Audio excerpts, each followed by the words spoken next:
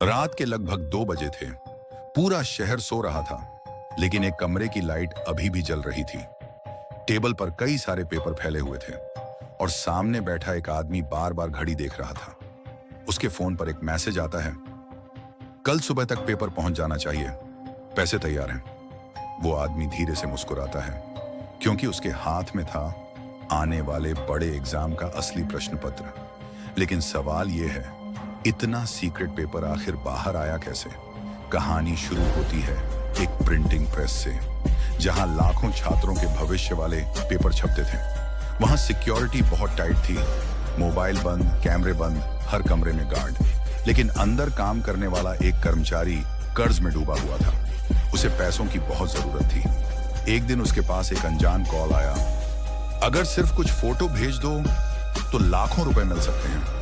पहले उसने मना किया, लेकिन पैसों की मजबूरी धीरे धीरे डर पर भारी पड़ गई। रात की ड्यूटी में उसने मौका देखा, पेपर के बंडल खोले और छोटे से छिपे कैमरे से हर पेज की फोटो खींच ली। कुछ ही मिनटों में वो फोटो एक गुप्त टेलीग्राम ग्रुप में भेज दी गई।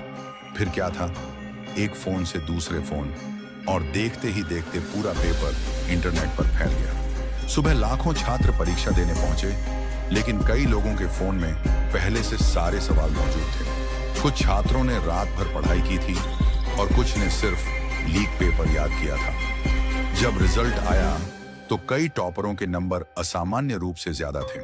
तभी जांच शुरू हुई। साइबर टीम ने टेलीग्राम चैट ट्रैक की, पैसों के लेन देन की जानकारी निकाली और आखिरकार वो कर्मचारी पकड़ा गया। पूछताछ में उसने सिर्फ एक बात कही, मैंने सोचा था सिर्फ पेपर की फोटो भेज रहा हूं, लेकिन असल में लाखों छात्रों का भरोसा बेच दिया। उस घटना के बाद परीक्षा रद्द हो गई। लाखों छात्रों को फिर से एग्जाम देना पड़ा और तभी लोगों को समझ आया, पेपर लीक सिर्फ एक खबर नहीं होती, ये मेहनत करने वाले छात्रों के सपनों पर सबसे बड़ा हमला होता है। अगर आपको ये कहानी सोचने पर मजबूर